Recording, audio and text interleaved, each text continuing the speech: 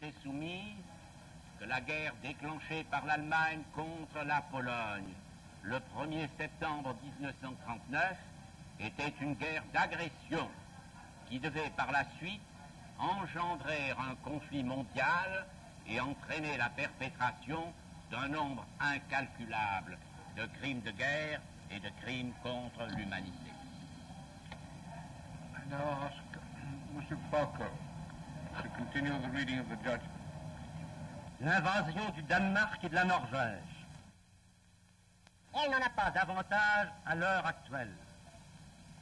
Quelques jours après, Dönitz rédigea un mémorandum traitant également de la question des bases norvégiennes et suggéra l'établissement d'un point d'appui à Trondheim et d'un dépôt de carburant à Narvik. Au même moment, Raeder écrivit à ce sujet à l'amiral Karl, qui lui fit remarquer l'intérêt qu'aurait l'Allemagne pendant les mois d'octobre et de novembre.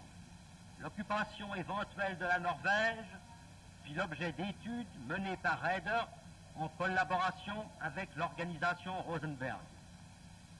Cette dernière était le bureau des affaires étrangères du parti nazi, et Rosenberg, en sa qualité de Reichsleiter, en avait la charge.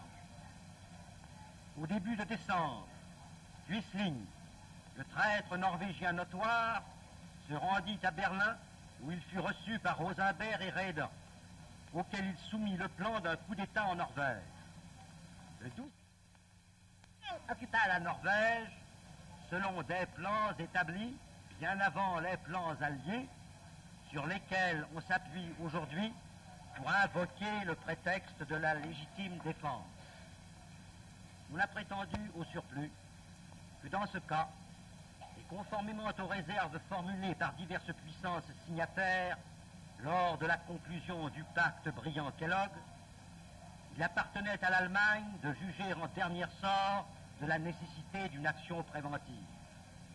Mais si le droit international doit jamais devenir une réalité, la question de savoir si une action entreprise sous le prétexte de la légitime défense était de caractère agressif ou bien défensif devra faire l'objet d'une enquête appropriée et d'un arbitrage. Quant au Danemark,